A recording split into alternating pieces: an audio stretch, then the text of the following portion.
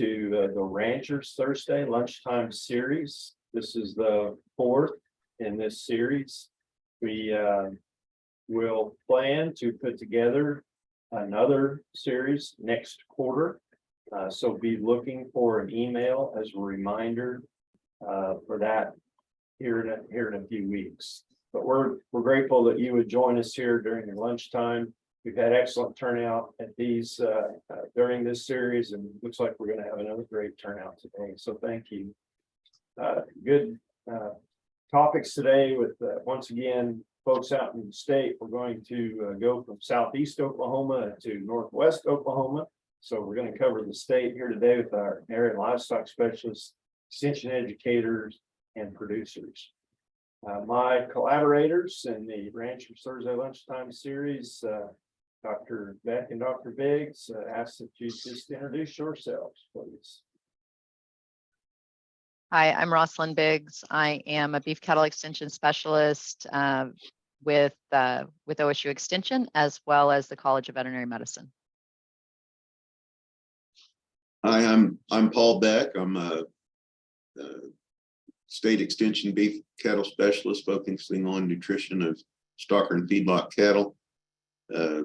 Excited about today's topics. It's always excellent to see the county agents and the area specialists and their producers and see how they incorporate all these techniques that we talk about in theory quite a lot. So do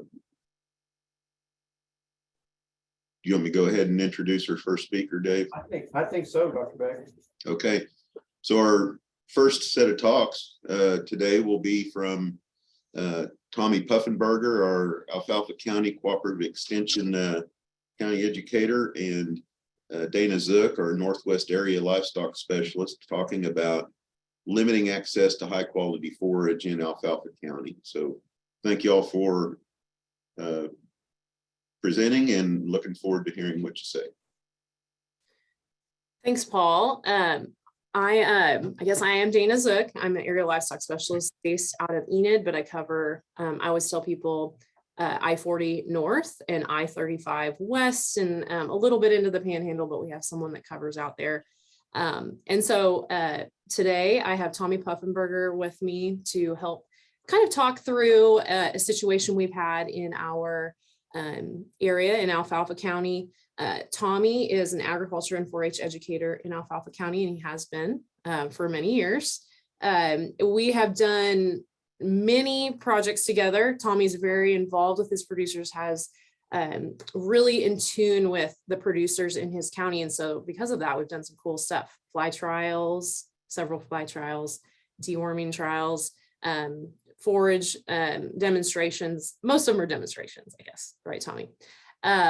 So welcome him to talk about the producer that we helped. The producer's not joining us today, but he's a pretty busy guy. And so we just wanted to kind of show you what we did with that situation. So Tommy, I'm going to let you kind of introduce that producer and talk about Alfalfa County in general.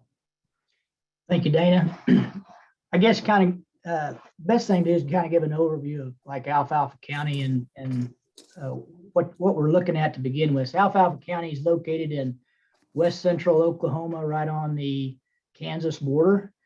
And our primary crops are wheat and alfalfa, but we've got such a fertile base out here that it's ag producers can really pick what they want to grow. We don't grow any peanuts, but grain sorghum and soybeans, a lot of Sudan hay. We also have a lot of Bermuda grass, and we've got a lot of native rangeland that supports our cow-calf industry. So being setting either 1 or 2 in the state as far as Oklahoma ag statistics goes, you know, we set 1 or 2 in alfalfa production. So we're a little more unique as far as, you know, a lot of our individuals with cow-calves are really supplementing with alfalfa and not range cubes. We still feed a lot of range cubes, but primarily alfalfa. And, you know, we think about lessons learned over the past, and we think about 11, and it wasn't that far away. And producers get to thinking, man, we don't want this to happen again, and it did. So when you're supplementing cows and you're going out 3 days or every third day or every fourth day and you're supplementing, and now all of a sudden your grass pastures are short and you're thinking about, what am I going to do? You can forget about supplementing. Now we're feeding.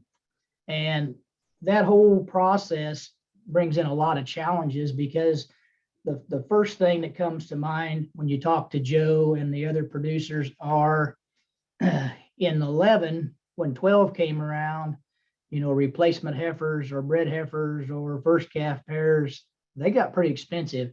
And there's some individuals that are still paying for those that they picked up in 12 if they still got them. So, is it practical to keep your livestock, and is it feasible? And forget if don't have it, can you even find the feedstuffs? So most of our alfalfa is shipped out of Alfalfa County, except for the cow-calf producers, and individuals like Joe have a pretty good client base of individuals right in the county to sell to. But this year, once again, most of the alfalfa producers produced what they could feed to their own cattle. There's really not a lot to sell out there. And that's the other hurdle we get into, is what can we find? Producers do a good job about taking forage samples and sending them in, so we know what to be able to supplement with. But now we're thinking about feeding. And when you start getting into failed milo or failed soybeans or this Sudan hay, that we start getting into high nitrates, because producers are still wanting to produce as much as they can. And this is usually pretty high quality, but we also have that hurdle of, we have high nitrates now. And, if you're dealing with just a stocker program, that's different. In Alfalfa County, where we're predominantly wheat, that's one thing that really helps us out with the cow-calf, is we're mainly spring calvers.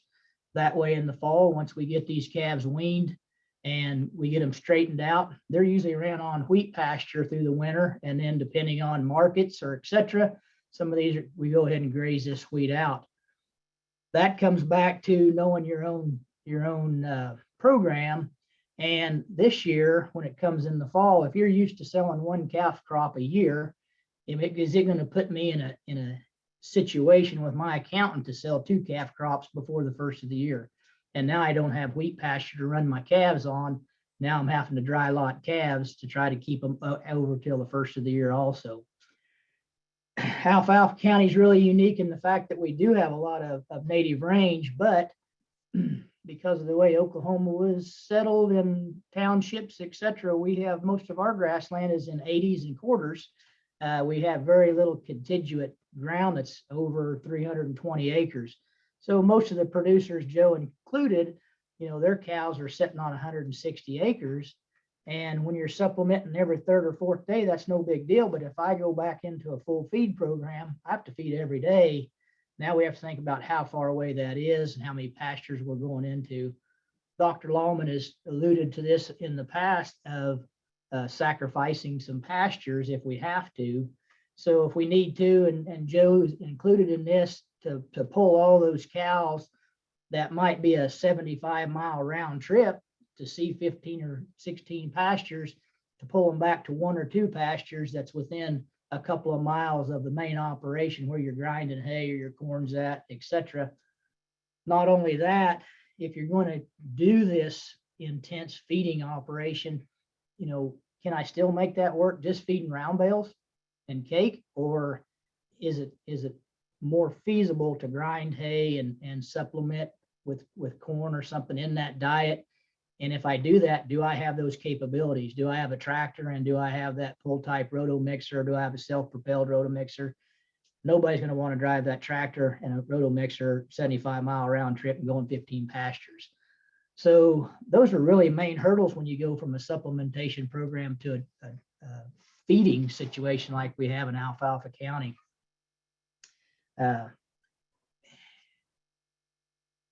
The big conditions we have this year, just because people are out there looking for anything they can find, is they haven't had time to test this feed. When they find it, they buy it. And now they're testing afterwards, and they're finding that some of this is high nitrate. And Now they say, this is what I've got. This is what I've got to feed. So I've got to feed it. We've got to make it work. That's where the calculator program comes in to play. Dana does a great job, you know, as a nutritionist and helping individuals with all of this. So hurdles that we've had to overcome in Alfalfa County is lack of feedstuffs, the distance between pastures and getting those back together. You know, no wheat pasture at all in our county. Do we have the capability to use roto mixers? And what about, am I in a pickle if I sell 2 calf crops in 1 year? So we're back to trying to keep these cows and trying to keep heifers. So we're not buying those high priced animals in 23 and 4.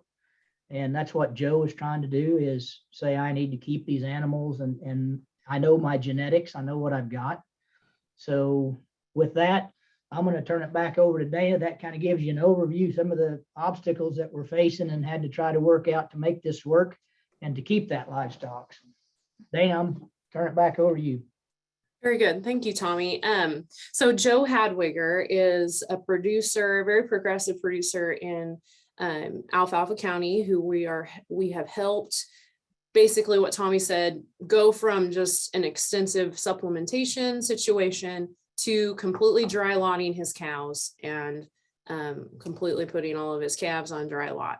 And so that's a unique situation. It's kind of a fun thing for a livestock specialist such as myself to have a situation like that, because it kind of gets back to my feedlot roots. But so what we did, and I will show you on our calculator what we did utilizing the tool that Dr. Lahman has developed over the last couple of years. Like we said, Tommy mentioned, we have the feed ingredients that Joe allowed us or told us that he had was whole corn, which is an excellent resource to any cattle producer, of course. Alfalfa hay, very high quality alfalfa hay, 20% protein, and 57% TDN, or 64% TDN, I think. And so we utilized those. Those were our baseline. We knew we had those. And then we had several different forage sorghums, and then some failed milo.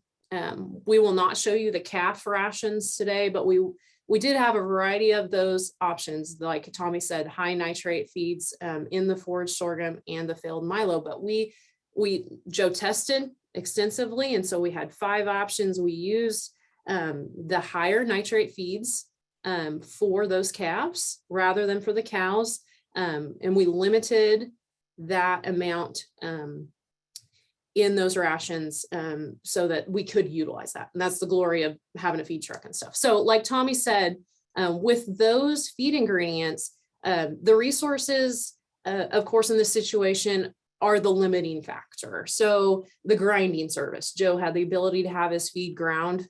He has the feed truck to be able to travel, to be able to feed cows and blended ration. He has the dry lot and pen space and time and labor. Those are extensive resources that, you know, that makes this this isn't a reality for every producer, but it did work for Joe. So like Tommy said, the challenges of nitrates is real. And I'm sure many of the people who are logged on today know that. And so what we did in this situation to kind of help mitigate that is for several management factors. Of course, testing. You have to test to know whether you have a problem. And so by testing, we were able to utilize 3 of those forage sorghums that were less than 2,000 parts per million nitrate in the cow ration. Anything, as you know, some of you probably already know, anything below 3,000 parts per million nitrate is considered safe for most livestock. Of course, you know, the reality is we could run into a hot spot. That's the risk of any of the bales throughout that hay. There could be some higher levels of nitrate. That is the reality. One sample does not really tell the whole story, but it does get us a little closer. So what can we do in this situation? This blending feed situation allows us to minimize those risks of the nitrate feed. And so what we can do, we can adapt cattle to this ration. Of course, we would even adapt the cows, and that's what we suggested, adapting the cows to the ration. blending that higher nitrate forage in the situation of the calves. We blended that higher nitrate forage with forage that was lower in nitrate or didn't have a risk. What we also did was add grain to the ration for the calves and had a little bit in there for the cows. It helps stimulate digestion in the rumen, allowing to that, if that high nitrate feed is coming into the rumen as those cows consuming it, it helps stimulate and make those components of that nitrate convert to the non-toxic nitrogen components in the rumen. Without getting too complicated, it just helps that conversion process go quicker. If that nitrate accumulates in a forage type ration, the digestion is much slower, and so it accumulates, and then we have toxicity issues. So by including the corn helps us kind of speed up that digestion. Of course, in the cow ration, there shouldn't have been an issue with that as much. Okay, so let me, without belaboring the point, let me share my screen and show you kind of what we did in the diet.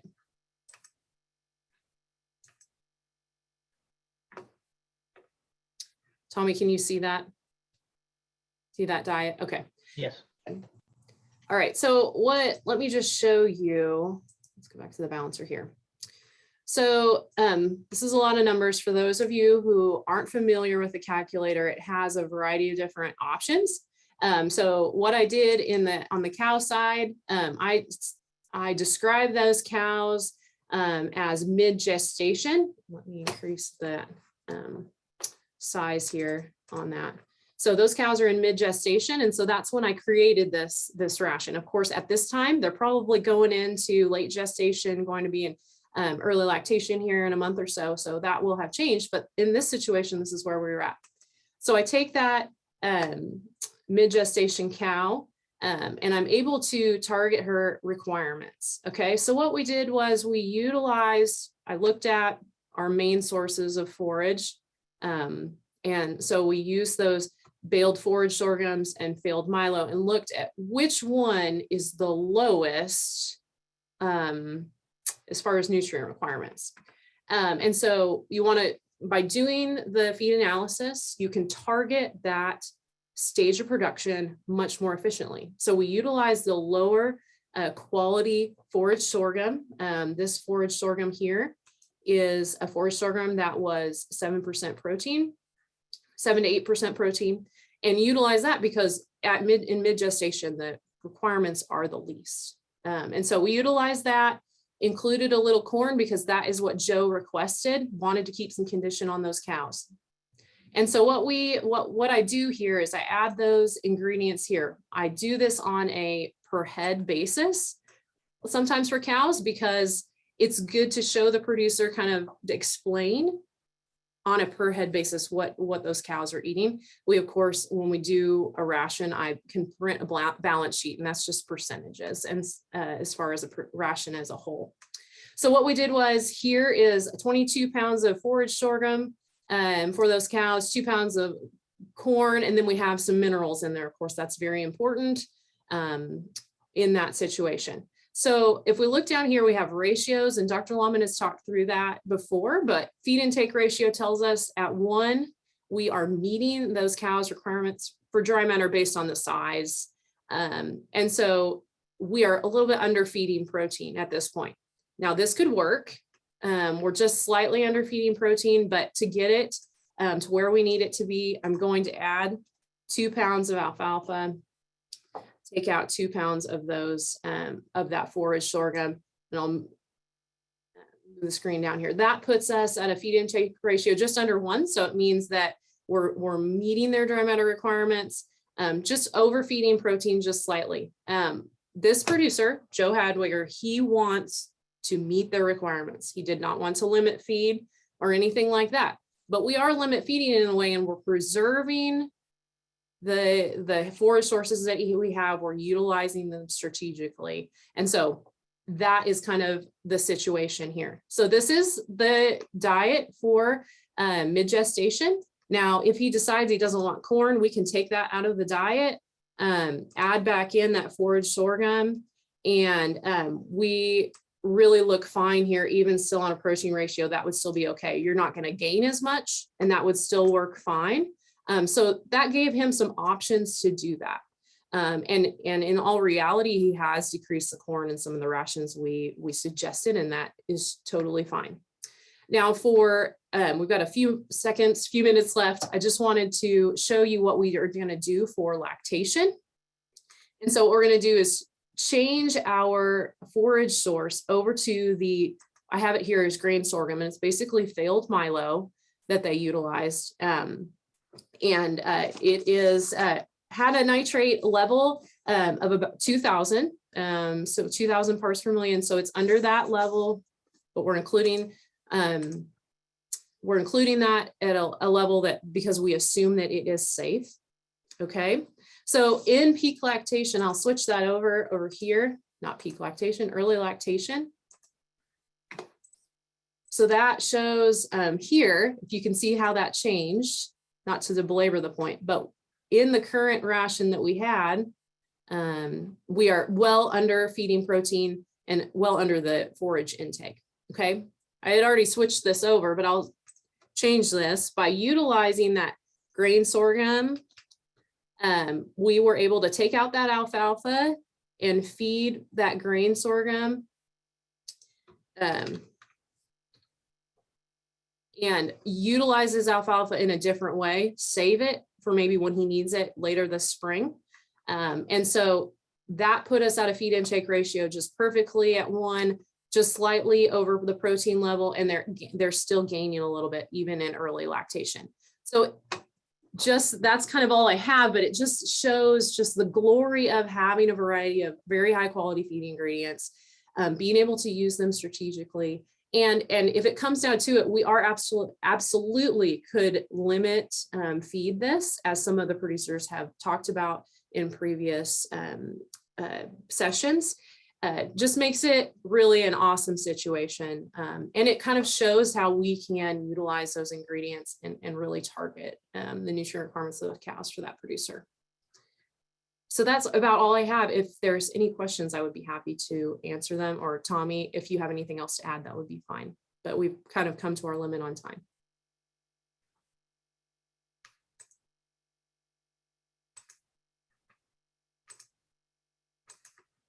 I'm going to stop sharing.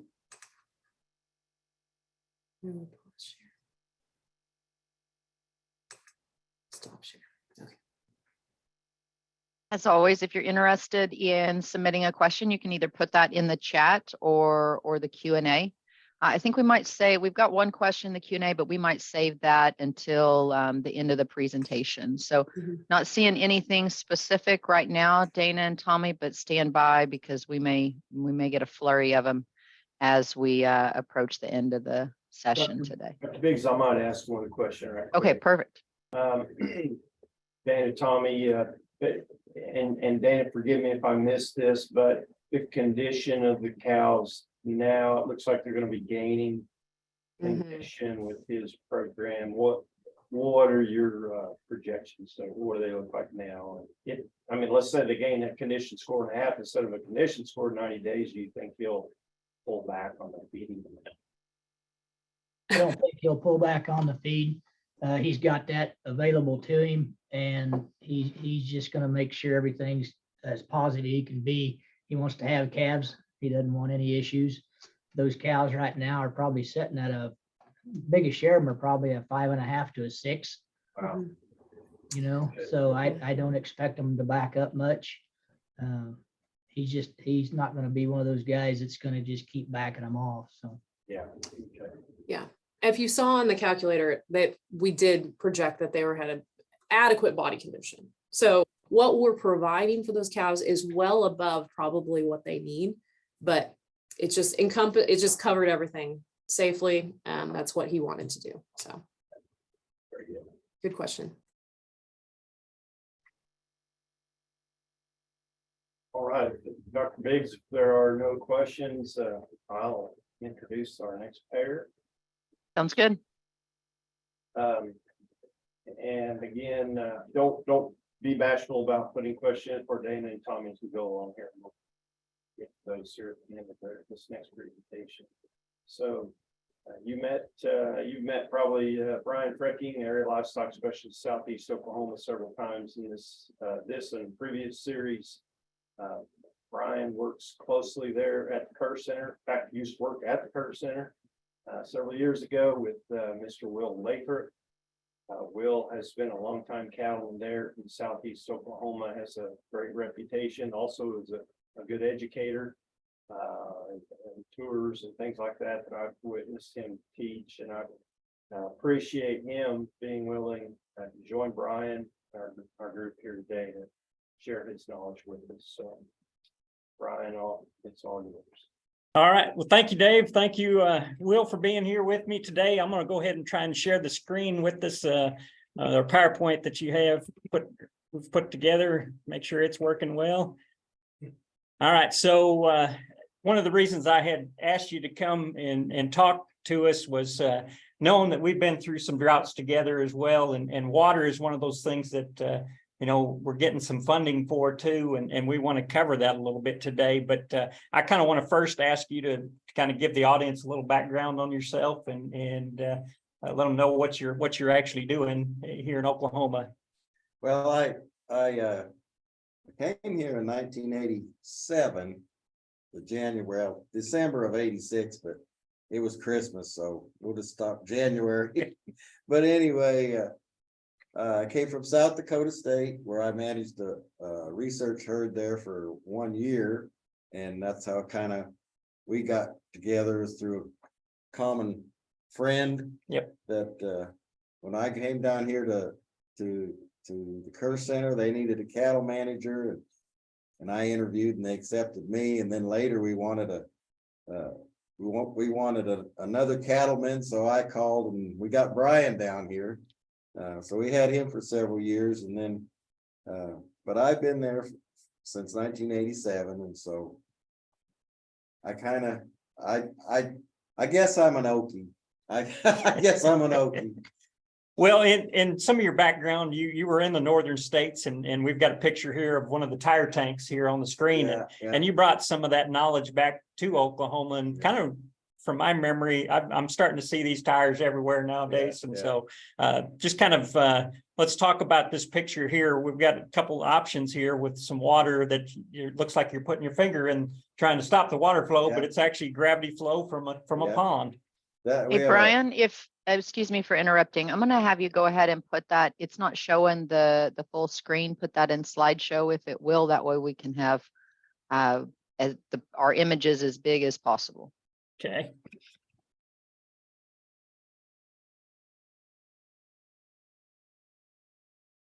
Trying to get the cursor to.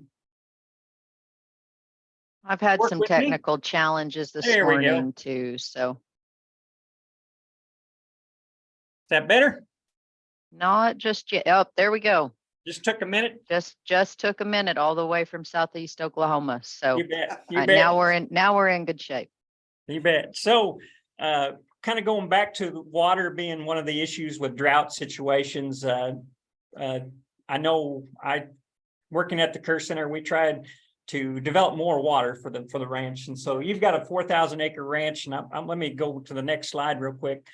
This gives a background of what Will's having to deal with. He's got 4,000 acres here, and there's a kind of yellow star up there. That's kind of where the ranch headquarters are at. So it's kind of somewhat located between Poto and Wister, but talk about some of that water systems, if you will. And if you want me to go back to the previous slide, I sure can.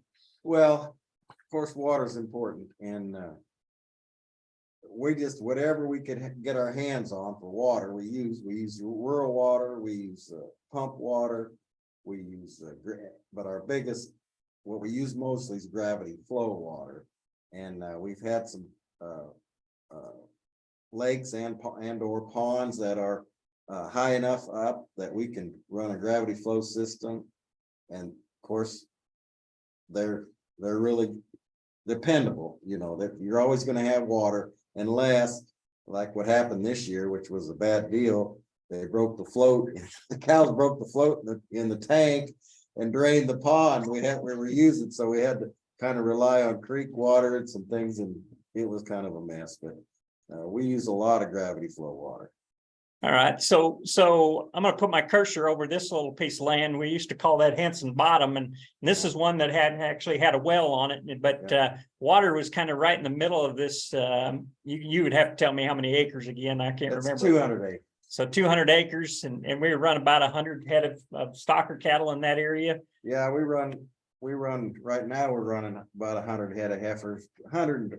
We used to run steers at 120, but it's a rotational grazing system is why the water's in the center. And that is not the best design in the whole world. It's probably the worst design is to have central water location. But since then, we have branched out and put tire tanks in other areas to take the pressure off the center, because it was a mess in the center. So Amen. All right, so talking about rotational grazing, Dave kind of alluded that you've done workshops in that area, and I've got a picture of the late Dr. Dave Sparks here, and we've been blessed to meet a lot of great people in our lives, and he had a quote there. So go ahead and yeah, the first thing they asked me to do when I came is to design a rotational grazing system to get we had more or less a semi-rotational where we stay in pastures for maybe several weeks, but we divided it up. That was the number one thing we did. We just divided it all up and had to, of course, make water locations, and that's what kind of inhibits how you're going to be doing some things. But once we developed the gravity flow water system, and the tire tanks was great because we can put a lot of those in for very little cost. And once we could do that, then we could really divide up the place and do our control grazing systems. And when you're talking drought, I mean, this is the year, of course, 11 and 12 was bad. And during that time, we barely made it through that. That was, I think, worse than this one was. But this year we were able to, we've just now started the cow herd on hay. So we lived through it through the rotational grazing system. We couldn't have done it. But we also have, and what's very important, you brought up the other day and we talked about this, is we have a mixed grass system. We have cool, warm season forages. And so we have a continuous grazing system. And so if we'll rest those pastures for a certain period of time, we can live through some things. And of course, we can slow down that rotation and make it eat everything there if we want to. But when they run out of grass, we just keep circling the rotation and we put out hay. And basically on our spring calving cows, that's all they're really getting is hay and salt and mineral. And we just keep moving every 2 to 3 days. We move cows. So weather's obviously something we can't control, but No. but you can control some of the things of how much grass they have access to and those kinds of things. Yeah. Gives you more flexibility, doesn't it? So I may switch to the next slide. I think that's maybe kind of falls into what you're trying to get across to. You know, we know in Oklahoma, there's only so many warm season growing days and so many cool season growing days. And you mentioned that you are feeding some hay, and I've noticed you've actually put a few more bales of hay in the barn this year than you have probably in 11 and 12. Yeah. We like to have a reserve in the barn. I mean, that's just only smart management. You know, it's like having insurance. You know, you don't never know what's going to happen in this country. And we're on the wetter side of the state. I don't know if we could even make it over in western Oklahoma, but in eastern Oklahoma, we can usually get rain. You know, we're a wetter type environment. So if we can just hold out, and so rotational grazing allows us to do that. We could slow down that rotation, and we get some rain ahead of us, and in 60 days or 30 days, depends on the time of the year, we can have grass coming back. And we allow that. That's kind of what I look at it right now is the rest period. The green that we do get is kind of our supplement now. Hay is the kind of the main thing, but the supplement is the green grass. We do not, and like I say, we don't feed protein tubs to spring calving cows. We do to fall, not spring. Okay. So this picture kind of shows some temporary electric fencing, and maybe you want to highlight some things that you do as well on that aspect. That's, you know, one of the things when I first came, I just divided everything with permanent 12 gauge wire 10 acre to 12, 15 acre pastures, and then I didn't realize how much water we get here. And in the last several years, it's been raining in July and August. And so I rolled up some electric fence and allowed bigger pastures and then subdivide them with your temporary polywire and trade-in post type situation to increase stock density and utilization and some things like that. So, and when I first started, I don't think we had any of the portable systems, and now we do. So now we can adjust. And actually what we're doing, we're adjusting stock density based on how dry or how wet it is. And that works very, very good. Okay. And you mentioned, not having monoculture type pastures, you've got a mix of different things. And when I first moved here, I thought, man, I got a lot to learn, coming from South Dakota into Oklahoma. And I tell people that you're the reason to blame, me being here. So, anybody has problems with me, they just have to go to you. But anyway, 100 days in the spring, another 100 days in midsummer, and then 100 days in late in the fall is kind of our growing season here. And grasses sure do change, and we do see a lot of mixtures in your pastures. And so maybe kind of explain what was kind of done as a management on that aspect. The biggest thing that ever happened for the Kerr Center is when I came there, we had no lagoons. We had a few pastures that we planted to ladino and some red clover. We planted some, trying to get some lagoons because it's been managed conventionally for years. Once we started the grazing systems, we got lagoons back. And you come in the spring to the Kerr Center and you're going to see lots of lagoons. We used to have to feed our steers bloat blocks when they ever hit any lagoon. Now it's everywhere. So, they've adapted to it. Yeah. The quality of forage is really improved tremendously. Okay. So in the gravity flow system, kind of maybe these slides are a little bit, we know water in your rotational is important. And so gravity flow sounds to me like one of your key points that you could advise people to utilize if they could. Talk about maybe a little bit on what the process was to get this done. And here's kind of a diagram. But well, we use a 2-inch pipe, and hopefully we got to have greater than 9 feet, but some places we might have a 20-foot drop. And when it shows the water rising up, we got about a 20-foot drop. There is a lot of pressure out of that, a lot of volume and pressure out of that 2-inch line. But then we use the tire tanks, and we did do for quite some time, we did portable tanks. And that, to me, I did not like it at all. You have to move the tank.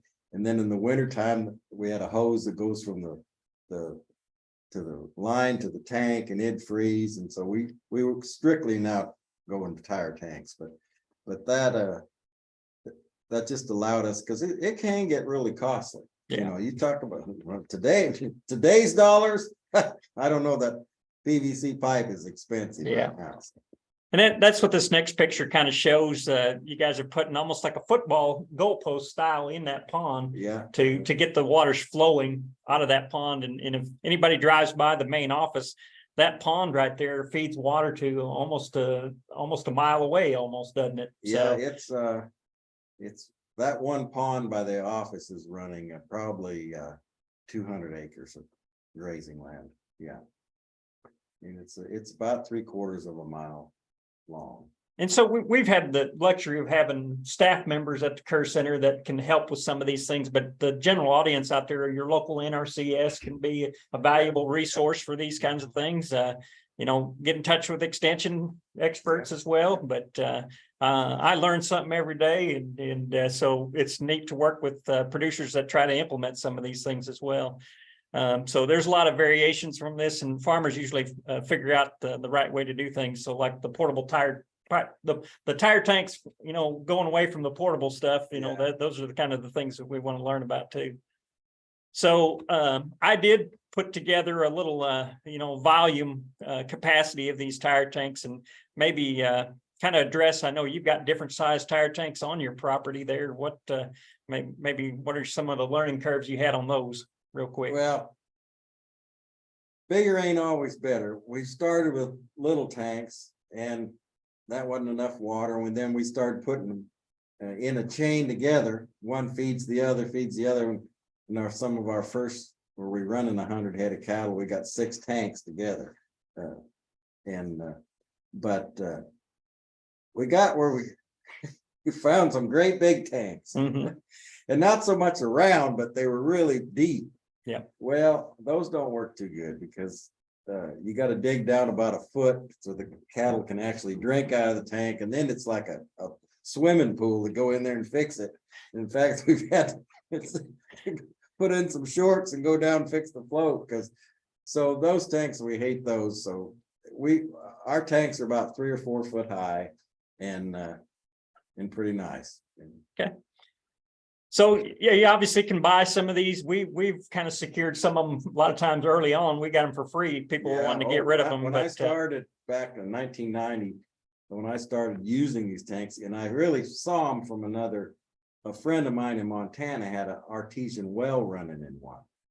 And that's where I got the idea back then, and I brought it back to the Kerr Center. We got our tires free. Yeah, they go, oh, please take them, please take them. Now you got to pay.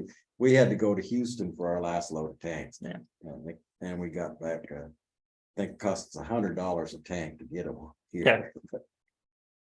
All right, so, people that are interested in this, there are some YouTube videos. I know I put one together, but we've got one of your buddies, Daryl Yeah. Davis, here in one of the videos. Yeah, And- we made a video about 3 years ago, and how we do the tank, and it just takes, we can prepare that tank in 30 minutes. We can have it there and out to the site, and in another 30 minutes we can walk off, and it's there once the line's there. So in this slide, right in the middle, there's that quick coupler. And then that very first slide, we had the picture of the water coming out of the ground. And that's basically what's happening there. You've got the female portion there on the bottom left with that yellow kind of cap over it. And then the male portion that is attached to the garden hose, if you will. And you were putting that into that component to make that water actually flow. So you could actually unhook that pretty quick, can't you? And move those the portable system. Yeah, that's the portable. Yeah. But the tire system though it's a permanent. I mean, we run right now we're using a brass valve in there, and we're switching over to Joe valves here as we go, because some of our groundwater pumps it eats up the brass. Every year we got to be very careful, especially on a gravity flow. But the pump systems we got to switch to more plastic. More plastic's better. Okay. Yeah. And speaking of that, on the left-hand part of this screen is kind of what we call geocell. And anytime you put one of these tires in, it's probably a good idea to maybe have almost a good base there for those animals to walk to. Especially, things happen and then the water will overflow the tank for one reason or another, and then there's going to be a mud hole around the tank. They're going to waller it out. And so if you can prepare the ground in some way, either with gravel or some things, that's going to make it a lot better. And we've used the geocell system there up on the left hand corner where we've used rocks and we use that in our creek crossings too. We got some excellent creek crossings with the geocell. You can drive, we've been driving through them for years and never ever change it. And so that's a good system there. Yeah, I remember having to replace culverts year after year, and we finally put that geocell on that creek crossing, and then haven't had to change it since. So that's a good couple good ideas come out of the Kerr Center. Anyway. Yeah. The tires and the geocell. So I think this is the last slide, and I drive by the Kerr Center a lot of times as kind of the standard a lot of times in a drought year, because it's just visually you can see how much more grass you have than I do. Mm-hmm. And so this is a good quote. The positive effects of good management are magnified before and during a drought, but the negative effects of poor management are intensified. So we really get stressed out in a drought year, and if we don't have our ducks in a row, we're kind of going up against the the hill, aren't we? I know people were driving by this year and the Kerr Center sure has more grass than anybody else, but you can see it, and people they're just grazing dirt, you know. And mainly it's because our stocking rate is for a drought. And I know when things are really good, people say, boy, you're wasting a lot of grass out there at the Kerr Center. And yeah, sometimes, but then during the drought, we say, well, you're selling all your cows. Well, we're not selling cows. It costs too much. You got too much invested in that cow, but we keep replacement heifers. You cannot afford to just dump your cow herd. Yeah. Once you put a lot in your genetics and stuff, we got to stock for a drought. That's the big deal with us. Well, Will, I thank you. I'm going to stop sharing right now. See if I can do that.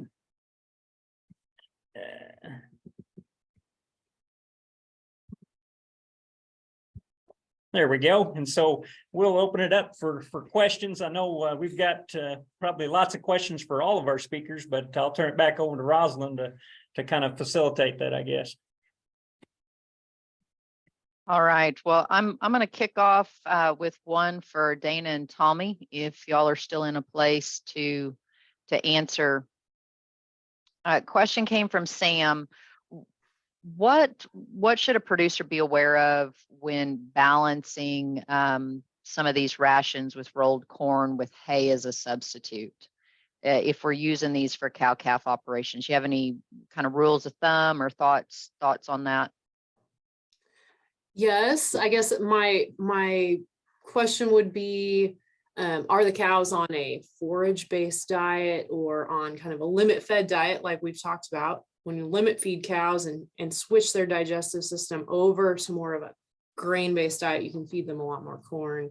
But in a forage-based diet, if you're adding a little corn to the diet, maybe to increase some body weight, get a little more energy in there, we want to minimize that amount of corn so we're not throwing that animal off that's on a forage-based diet. So I always say 0.4% of body weight. Dave could correct me for sure. On a 1,200 pound cow, that's 4.8 pounds of corn. That's a little on the high side. But that's kind of 0.3 to 0.4% of body weight. Now, Dr. Wallman can correct me, but we do have some excellent resources as far as the limit feeding. I pulled up our fact sheet, one of our fact sheets here, that's really excellent at talking about utilizing that corn. Rolled corn, of course, is a little bit different than whole corn too. Whole corn, you don't have as much of a risk with acidosis, though you can founder a cow on whole corn. Seen it happen in the corn stalks, grazing corn stalks in Nebraska when the grain cart driver overflows the truck or whatever and forgets to clean it up. Haven't done that or anything. But you know, that can, rolled corn, of course, can cause acidosis. And so a little bit more than whole corn. So Dana, related to that, if we've got cows right now, and Tommy, you feel free to jump in here too. If we've got cows right now that have been on, almost exclusively a forage-based diet, what's your transition time as you move those into more of a limited feeding situation? And where do you recommend folks start? And I'm also going to make sure I don't want to mess up getting the wrong fact sheet in the chat, Dana. So when we get done with this question, if you just put that link in the chat, perfect. She's already one step ahead of us. So transitioning is pretty important. Tommy, if you want to jump in, that's fine. In feedlots, our transition time to a concentrate-based diet is 3 weeks. So when we talk about transitioning cows to a corn-based diet, it's a slow process. It may not be 3 weeks. Just depends on how much corn we have that we're adding into that. But we do need to be cognizant of their health and their digestion. I would say, if you're increasing in a limit-fed situation, Dr. Lahman, you have personal experience with that, how you adapt to those cows. But I would say 2 weeks, something like that, something like that. But just, it's not a rocket science as far as just adding a little corn to a cow's diet, just increase it slowly. So if we're talking about 4 pounds, start with a pound, increase a pound every couple days, just to kind of transition them. Oh, good stuff, Dana. I would just add, if the question is relating to, how do you go about stretching your forage by replacing some of it with corn? Dan and Tommy have given you an excellent example of that balancing a diet with corn, and I agree. It's kind of, you need to kind of think about doing one or the other. Concentrate-based program or a forage-based program. Dana talked about limiting the grain so that in what turns out to be in their situation, more of a forage-based program. And that's so that they don't reduce the forage digestibility with a little bit too much grain. And that's, those limits that she talked about. And that's good advice. If you flip it around and you say, okay, I'm going to limit feed, I'm going to replace forage with a concentrate-based diet, that's where to go back and just watch the series or the session from last week. beef.okstate.edu, go to wintering cows to limited forage, and then select the session from last week. And we talked extensively or quite a bit about that. And I think that was basically the same content as this fact sheet that's been posted. So good stuff. Thank you. Tommy, anything else to add on that one? Not on that one. All right. All right. Well, I'm gonna pose this first. I think we maybe got it covered with Brian and Will's discussion. And Dr. Lawman has launched a poll for us as well. Maybe we should start there, Dr. Lawman. Should have warned you. That's Second okay. one. That's okay. I could add So, something to April's we, question, Dr. Biggs. Say that again. I'm sorry, Tommy. I could add something to that question that April had posed. Okay, fantastic. Uh, So I'm gonna let's start with you then, Tommy, since we're starting in Northwest Oklahoma, and then we'll move down to Southeast Oklahoma. So let me repeat the question though, that everybody kind of knows about it. Question talks about rotational grazing in Oklahoma. Are we seeing, where are we with that as producers? Actually, there's a fairly recent paper. I'll put the link in the chat if anybody's interested in that one of our ag economists brought to my attention this week about rotational grazing reporting within cow-calf operations. And so maybe speak, Tommy, if you will, for Northwest Oklahoma, where producers in your area, are we rotational grazing there, and how are they utilizing that to the benefit of their operation and trying to maintain some sustainability there with pastures, et cetera? Will did a great job explaining, when people drive by the Kerr Center and others, and managing for a drought. And I don't care where you're at in the state of Oklahoma, it's that way everywhere. So in Alfalfa County, you're still going to have individuals that are rotational grazing, and they're looking at that, take half, leave half method still. It was real interesting. And I don't know, Brian and Will, what you guys get for rainfall in your country, but our average rainfall is only 32 inches and we have no cool season grasses. So we've had less than 10 inches in the last year. So that makes a big difference. When we're trying to manage these grasses, sometimes there's nothing to rotate to. And that's where we get to the talk that we had today, is we're down to where pastures are below 50%, but we have to continue, either make up our minds, we keeping the cows or not. But I see rotational grazing going on in Alfalfa County. And it was talked, Brian brought that up about, your soil conservation or your NRCS. There's lots of guys that are involved in that in Alfalfa County with EQIP programs to do rotational grazing, to be able to put some fences in and things like that. So it is being utilized, and she made good points about water conservation and et cetera. So, but it is being utilized in our area. Fantastic, Tommy. Yeah, I appreciate that. And took kind of the thoughts right out of my mouth as far as we can rotational graze till what do we do when there's nothing to rotate to. So very, very important where I'm from in Western Oklahoma, and certainly more important maybe in Northwest Oklahoma too. So let's maybe shift to Southeast Oklahoma, where the weather sometimes is a little bit different. You all have had more than 10 inches of rain, as I recall, in the last little bit. We did get a little rain in Stillwater this week. I will comment on that. So we're certainly appreciative of that. But talk to us about adoption of rotational grazing. Obviously, you've got the Kerr Center right there, and people get to drive by and see it, see the benefits of those kinds of practices. So I'll turn it over to you, Brian and Will. Well, thank you. I believe in it myself, coming from South Dakota to Oklahoma and seeing the Kerr Center in action, learning as I do kind of things. And so I've even adopted it on my own place, and I even have some lease ground, and I try to install where I can do rotational grazing on that even. So, it's amazing if you can do like a 7-day rotation and you've got 8 different paddocks, how long the rest period is between, the one that their cattle are on, and, you wait, you've got 30 days have gone by. So you could actually have some regrowth there. So I know Will has experimented with a lot more things, and I'm going to turn it over to you to. Well, what I like about in our situation, because like I say, if you put me in Western Oklahoma, it's a whole new learning curve. But what I like about it, we're getting into a drought situation. I can look in the rotation so far ahead, and I know how many days that's going to be, the rate I'm going to be out of feed. I can make a decision sometimes 30 days before it even needs to take place that I'm going to be in trouble in 30 days.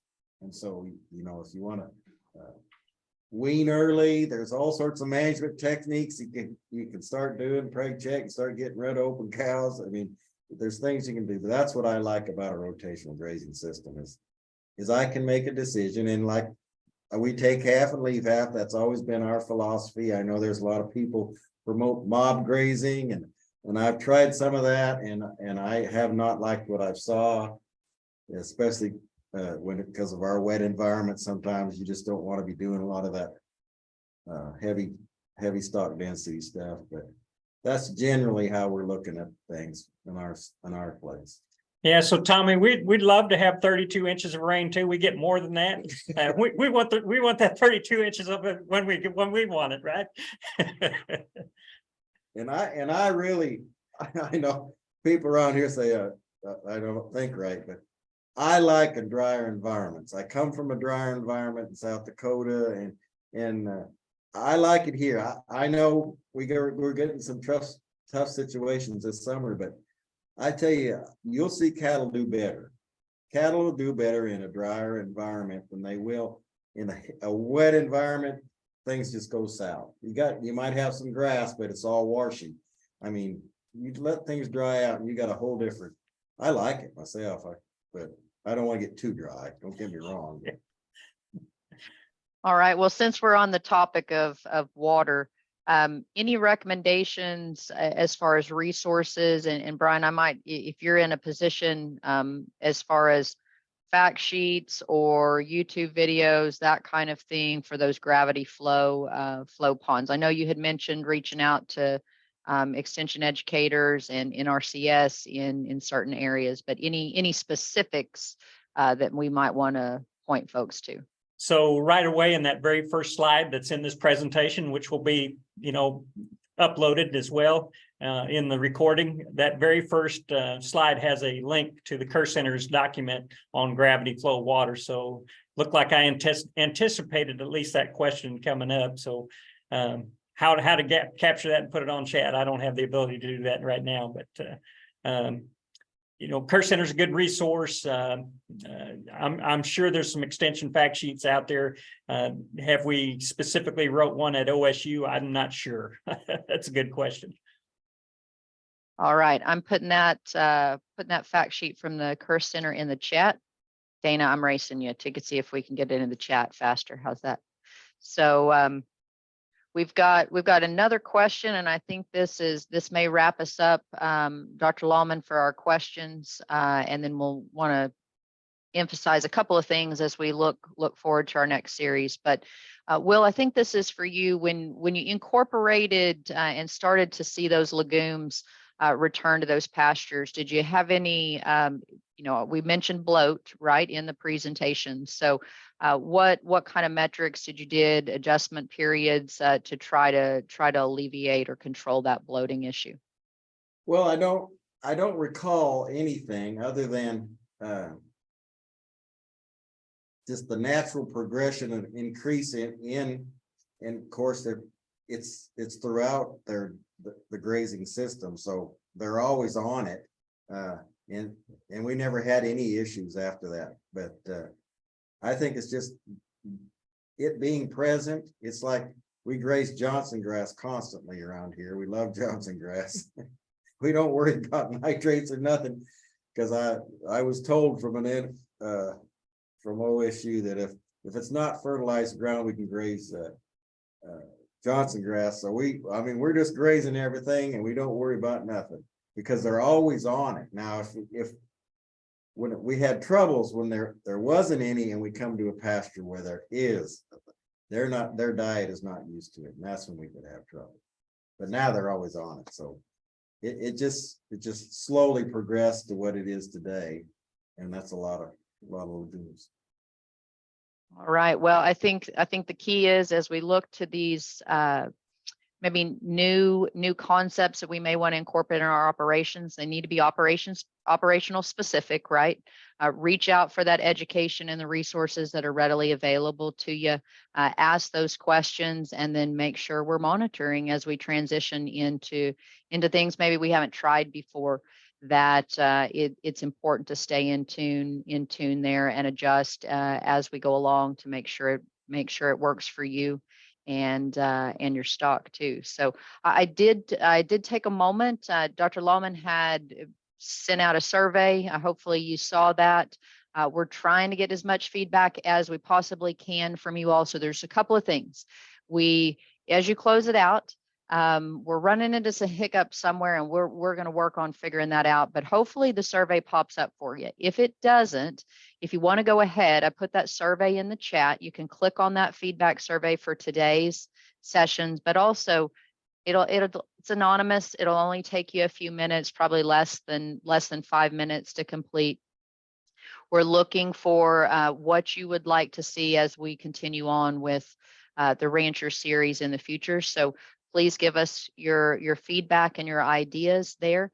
And then also, if you miss it, either of those two opportunities today, you'll get a thank you email for joining us with us today. And that link will be in that feedback survey. That should hit your inbox probably around lunchtime tomorrow. So if you can fill that feedback survey out, again, it's the same one. So if you took it today, you don't have to take it tomorrow, but if you miss it today, click on that email. So Dr. Lawman, Dr. Beck, anything else we need to add?